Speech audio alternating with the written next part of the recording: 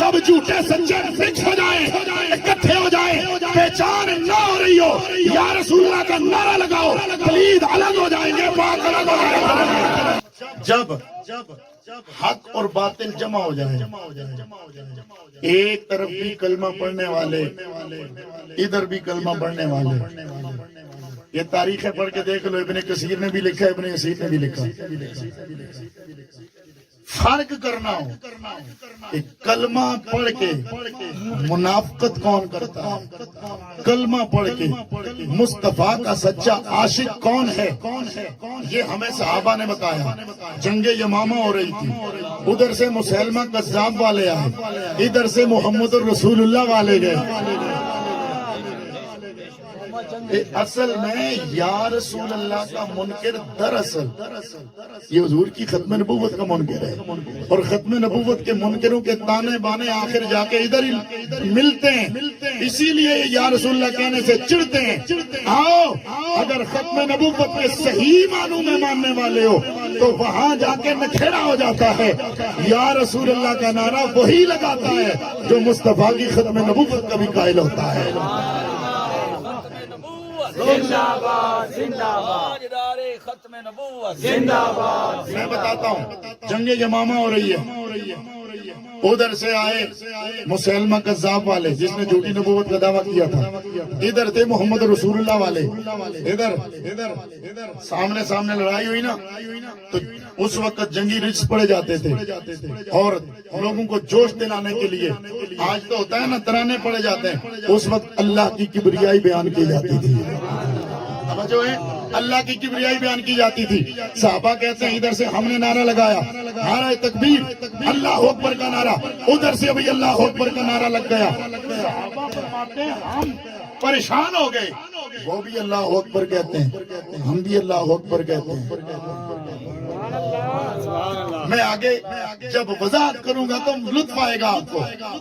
وہ بھی اللہ اکبر کہتے ہیں ہم بھی اللہ اکبر کہتے ہیں ان پہ ہم تلوار کیسے اٹھائیں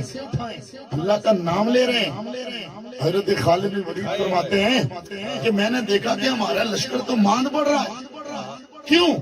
مومن کی جرات ہی نہیں ہوتی کہ کسی اللہ کا نام لینے والے پہ تلوار چلائے جب تک کہ واضح نہ ہو جائے اور یاد رکھو ہمارے جتنے بھی علماء ہیں نا انہوں نے انتہائی محتاط رہ کر کے جتنے بھی فیصلے فرمائے حضور سیدی اعلیٰ حضرت عظیم البرکت مجدد دین و ملت نے جن پہ کفر کے فتوے لگائے آخری حد تک جا کر کے انہیں بلا کے کہا آؤ صفائی پیش کر لو جب نہیں آئے پھر حرمین میں گئے اور اعلیٰ حضرت نے فتویٰ خود نہیں لگایا ہاں دیکھیے اعلیٰ حضرت کی منصف مزاجی کئی لوگوں کو ایسے شک ہوتا ہے جی پتنی احمد رضا لوگوں پر فتوے لگاتے تھے نہیں اسماعیل دیلوی کے بارے میں آپ سے جب پوچھا گیا تو آپ نے کیا کہا آپ نے فرمایا چونکہ ہم نے اس کا دور نہیں پایا اس کی توبہ مشہور ہو گئی تھی کہ اس نے توبہ کی ہے آپ نے فرمایا ہم اس کی عبارت کو تو کفریہ کہیں گے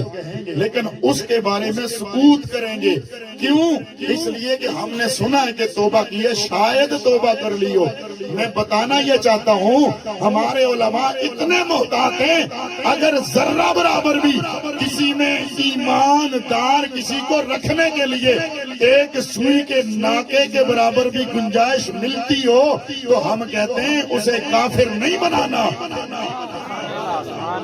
آخری حد جب گزر جاتی ہے پھر فتویٰ لگتا ہے توجہ تو صحابہ کہتے ہیں کہ جب ادھر بھی اللہ اکبر ادھر بھی اللہ اکبر ہم پریشان ہو گئے تلوار کیسے چلائیں خالد بن ولید فرماتے ہیں جب ہم نے یہ منظر دیکھا تو پھر وہاں کئی سینکڑوں کی تعداد میں صحابہ موجود تھے انہوں نے کہا پھر ایسا کام کریں جس سے فرق ہو جائے اپنا کون ہے بیگانہ کون ہے سچا کون ہے جھوٹا کون ہے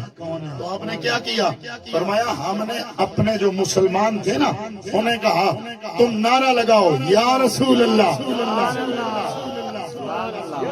پھر بولو سبحان اللہ. کیا نعرہ لگاؤ؟